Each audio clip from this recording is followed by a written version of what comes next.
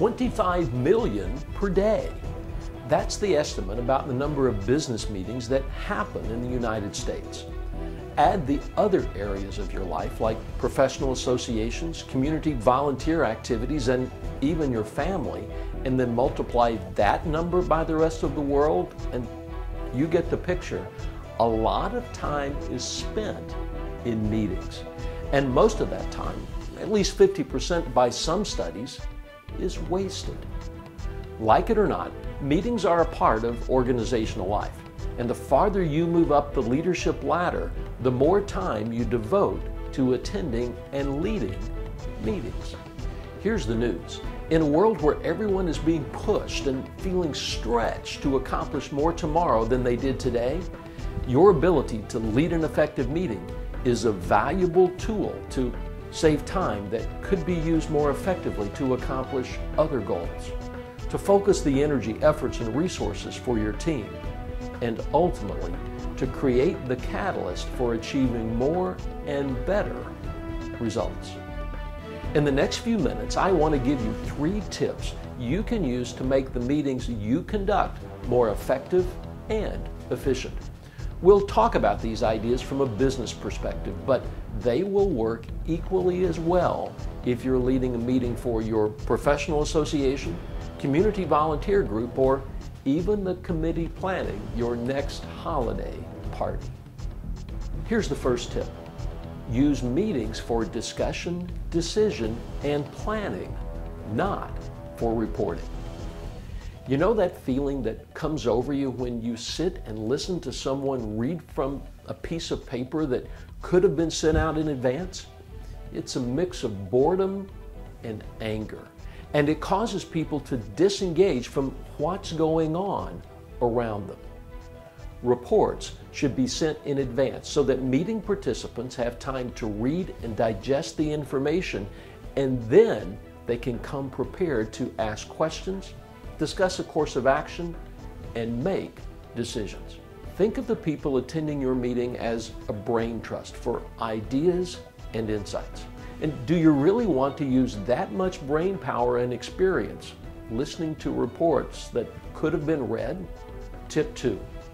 Craft and use an agenda for every meeting.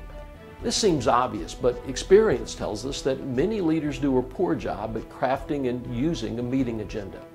They confuse a bullet item list of discussion topics, or worse, a few handwritten notes on a legal pad, with an effective agenda, or they don't create any agenda at all. I've even seen a few leaders try to engage participants in creating an agenda once the meeting begins. That can work if you're in an education session, but it's rarely effective in a business meeting. So here's a rule of thumb. A leader who wants to create an agenda on the fly is probably unprepared to lead the meeting. An effective meeting agenda should include these 3 features. 1. Deliverables. 2. An action and discussion agenda. And 3. The time commitments for the meeting. Deliverables are the desired outcomes for the meeting. They're what you want to have accomplished at the end of your time together. Start planning your meeting by asking this question.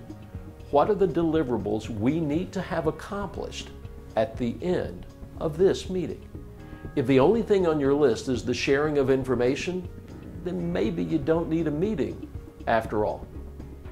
The action and discussion agenda describes the specific outcome for that piece of the meeting. The IRWA has provided a sample agenda that includes how to use an action and discussion agenda for your use as a model. The time commitment states the starting and ending time for the meeting. I'm guilty of allowing and causing meetings to start late, and I suspect that you are as well. And while I recognize that unavoidable delays happen, the fact is, starting late is disrespectful to others. Likewise, ending a meeting late is at the very least a sign of poor planning and meeting management skills, and ultimately sends a message that we don't respect others' time. Listing the start and end times for your meeting on the agenda is a constant and visible reminder of the commitment you made to honor others' time. And finally, tip 3, clarify and restate decisions, assignments, and accountabilities at the end of the meeting. A client of mine once lamented that his staff was not following through on commitments and assignments made at meetings. We analyzed the problem and found 2 causes.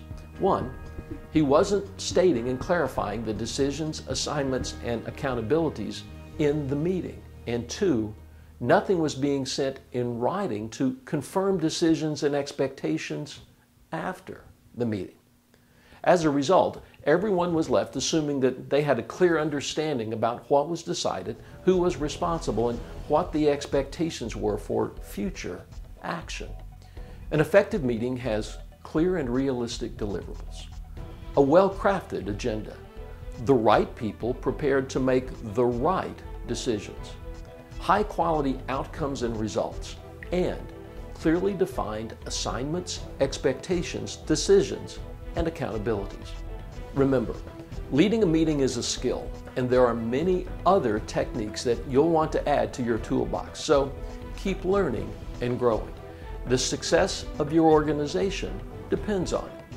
Until next time, this is Randy Pennington reminding you that your success as a leader is evaluated based on your results.